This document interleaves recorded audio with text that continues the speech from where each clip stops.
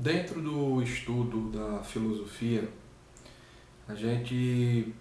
em várias formas, pode encontrar o entendimento da ciência como um fator abrangente e de forma bem complexa.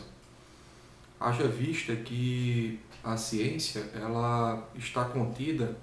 em vários espaços e condicionamentos. No entanto, a analisarmos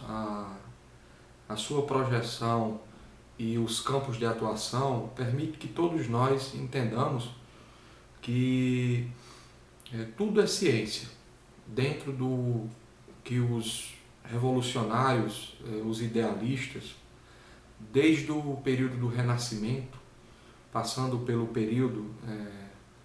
dos iluministas e, por que não dizer, das grandes revoluções científicas do século XIV e também do século XVII, até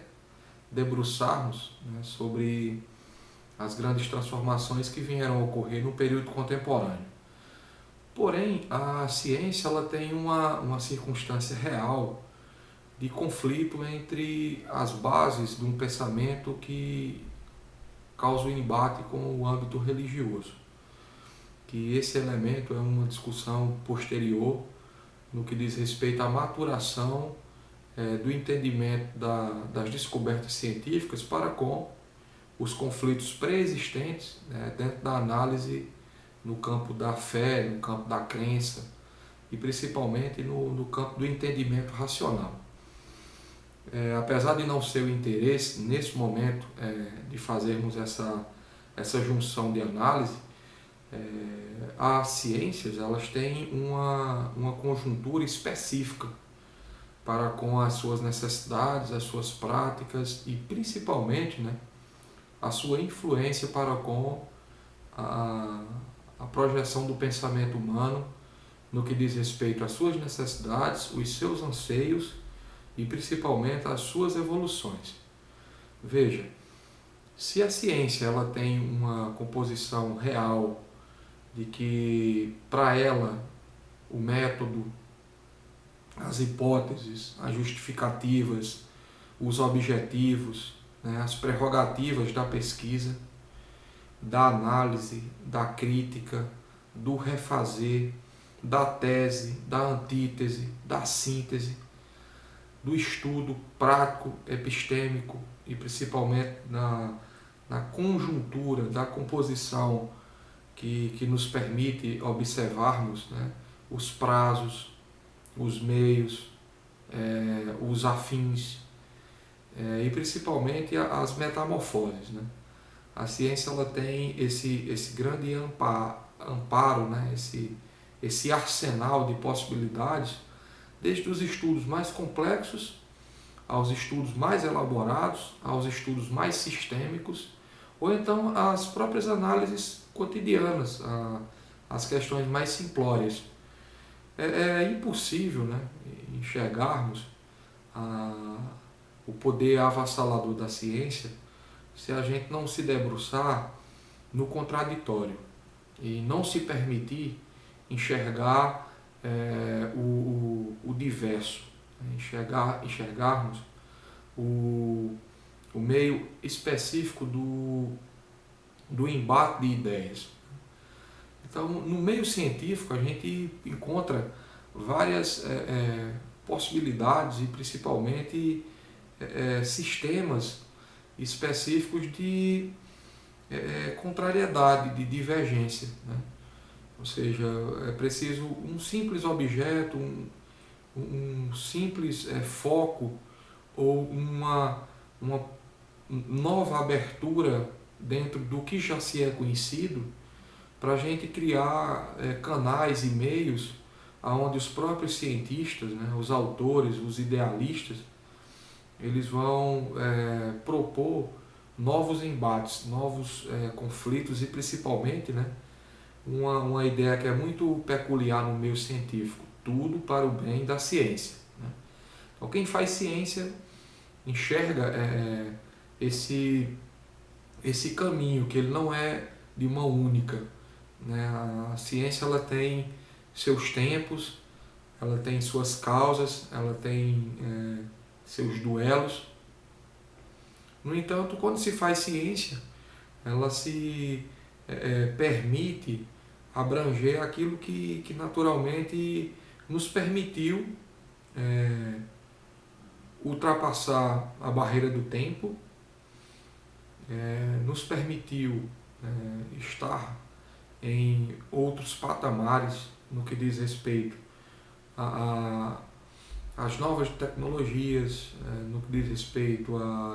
às novas ansiedades, aos novos traumas, às novas facilitações, ao comodismo, a uma vida mais aproximada no que diz respeito ao conforto, às praticidades, né? E quando a gente fala em ciência, nem tudo que é prático é o mais certo, né?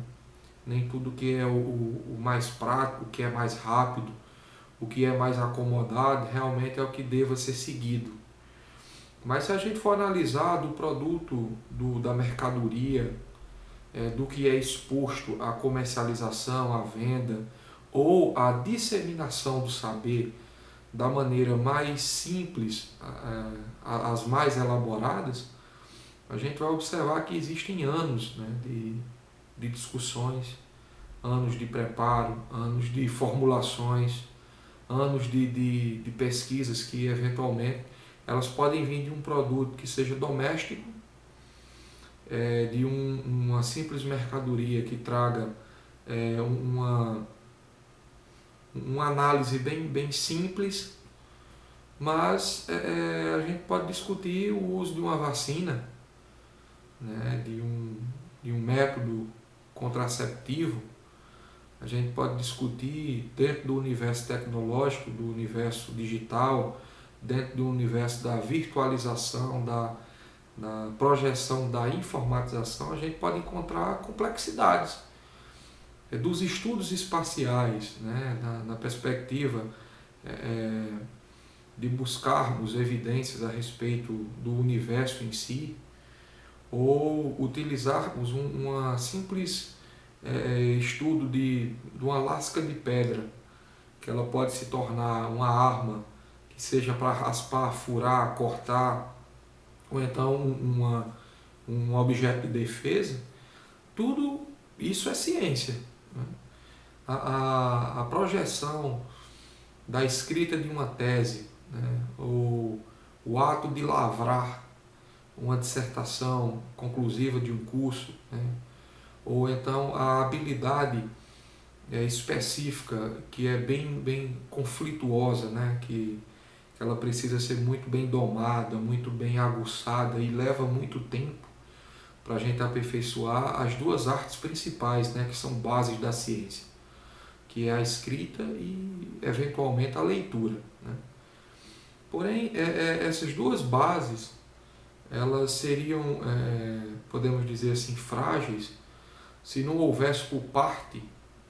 do leitor, do escritor ou do provocador, se ele não se sentir convidado, né, a despertar o elementar, né, se ele não romper o óbvio, se ele não se permitir literalmente dar um passo à frente dentro de suas inquietudes. É por isso que o universo da leitura e o universo da escrita, ele nos ampara nessa condição de abrir novas janelas, né? De permitir-se estar em outros horizontes, de se convidar a base real do que seria evoluir, do que seria progredir, do que seria, podemos dizer assim, utilizar os conhecimentos elementares, específicos, base, para criar circunstâncias reais do real poder que a ciência pode alavancar, né, elevar o homem a um outro patamar superior científico. Então a gente precisa ter essa introdução, né, esse aperfeiçoamento para, de certa forma, estudarmos, né, quais são as áreas, as composições que as ciências, né, elas estão inseridas e que tipo de abertura, né, a ciência nos convida a percebermos a complexidade de elementos, né, de formulações, no qual muitas vezes a gente desapercebido, né, ou de certa forma desatento, melhor dizendo, a gente não consegue enxergar a sua magnitude, não consegue dar, né, sentido aos estudos, às elaborações que de forma secular elas vêm trazendo para a gente maravilhas e circunstâncias reais de adaptação e eventualmente, né, de melhoria para a nossa qualidade de vida. Isso levando a ciência para o campo do benéfico, né, do lado positivo. Porque a ciência, ela transformada e sendo utilizada para o lado negativo, ela pode trazer grandes transtornos, grandes males, e principalmente ela pode condicionar o homem ao estágio de barbárie, de guerra e principalmente de colocar em risco a espécie. É isso que a gente vai ver na sequência.